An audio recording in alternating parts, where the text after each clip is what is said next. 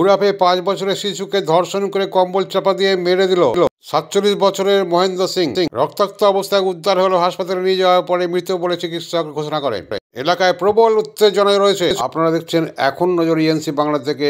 আমি ডাক্তার সঞ্জয় সেন আপনাদের সামনে। আমাদের প্রতিনিধি সন্তু মুখার্জি জানাচ্ছেন যে ঘুরাপ থানা এলাকায় এক প্রতিবেশীর বাড়িতে গৃহকর্তা ধর্ষণ করে ওই 5 বছরের শিশুকে প্রথমে ধর্ষণ করে, তারপর কম্বল চাপা দিয়ে মেরে ফেলা যায়। ডেড বডি লুকিয়ে রাখা হয় বাড়ির কাঠ আসবাবপত্র এবং কম্বল চাপা দিয়ে। যে সময় মারা হয়েছিল সেই সময় ওই 5 বছরের শিশুর পিতা বাজারে গিয়েছিল। বাজার থেকে ফিরে এসেও যখন দেখছে তার মেয়ে কোথায় গেছে খোঁজ করতে, তার কোনো খোঁজ পায় না। তারপর প্রতিবেশীদের ডাকা হয়।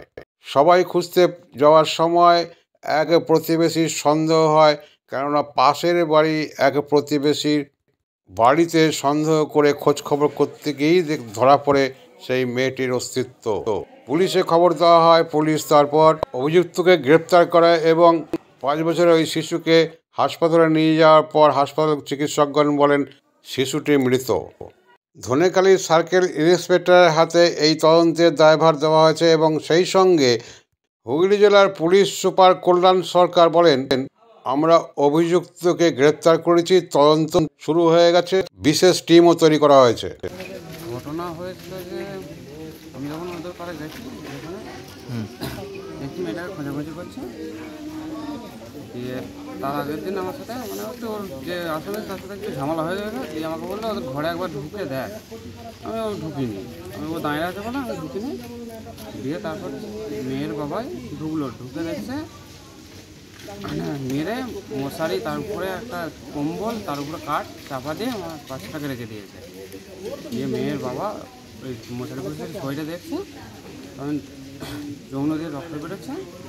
তখন দিয়ে ওখান থেকে আমরা মোটর সাইকেলে করে নিয়ে ধনেখালি আসছিলাম, যে পুলিশ গাড়ি করে এসে ধনেখালিতে দিয়ে গেল। ডাক্তারবাবু বললো স্পট ডেট দোষ করেছে, তার শাস্তি হোক, কত শাস্তি যেন ফাঁসি হয়। লোকটা কি করে? ওই চুরি চামারি করে, ঢাক ফাঁক বাজায়, আদার্স কিছু কাজ করে। কত বছর বয়স? 45 হবে। আর দুটো বিয়ে হয়েছিল। তার বউরা পাইলে এখানেই থাকে, মাঝে মাঝে শ্বশুরবাড়ি যায়, বঞ্চিতের শ্বশুরবাড়ি। ওখান থেকেও ওখানেই এক কেস, সে চুরি চামারি করে, ওখান থেকে মেরে তাইড়ে দেয়, আবার এখানে আসে, আবার এখান থেকে থাকে, ওই করেই চলে। ও তার একটা মানে দোষপক্ষে একটা ছেলে আছে, ছেলে থাকে না আর আসেও না। আমিও আমার বাজারে গিয়েছিলাম, আর মেয়েটা পাশের বাড়িতে খেলতে গেছিল। আমি বাজার থেকে এসে বলছি আমার বউকে, আমার মেয়ে কই? বলছে ওদের বাড়িতে গেছে, পাশের বাড়ি। দিয়ে আমি ডেকে নিয়ে এসো। মেয়ে বলেছে আমি নিজেই বাড়ি যাচ্ছি। ও রাস্তার ধারে বাড়ি, আমাদের রাস্তার এইদিকে বাড়ি। ও কখন মেয়েটাকে আমাদের সরিয়ে নিয়েছে আমরা কেউ জানি না। দিয়ে ওদের বাড়ি ফোন করেছি, খুঁজছি, মেয়ে কয়? ওরা বলছে চলে গেছে। তখন সব পাড়া 3-4টে পাড়ার লোক আমরা সবাই খুঁজছি। ও আমাকে বেরিয়ে বলছে তোর মেয়ে এইদিকে গেছে।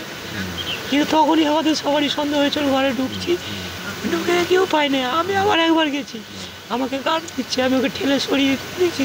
মশারি কাঠ বিছানার মধ্যে আমার মেয়েটাকে মেরে চাপা দিয়ে রেখেছে, সব কাঠের মধ্যে ঢুকিয়ে রেখে দিয়েছে। একটা মেয়ে একটা ছেলে আমার 7-8 বছরের বড়। তারপর কি করলেন? হাসপাতালে নিয়ে যাবেন? তারপর ওই তো পুলিশে আমাদেরকে গেলাম, পুলিশে মোবিসটা ওটা নিজেরা মোটর বাইকে করে যাচ্ছিলাম, পুলিশ আমাদেরকে নিয়ে ধনেখালি নিয়ে গেল। ধনেখালিতে বলছে আমার মেয়ে আর নেই, আমার মা নেই, ওর ফাঁসি হোক, আর নাহলে আমার হাতে দিয়ে দিক ওকে। আমি দেখে নিচ্ছি এখানে আছে হাসপাতালে। আমার মেয়েকে বাঁচানোর জন্য আমি হাসপাতাল নিয়ে গেছি বলে বেঁচে গেছে।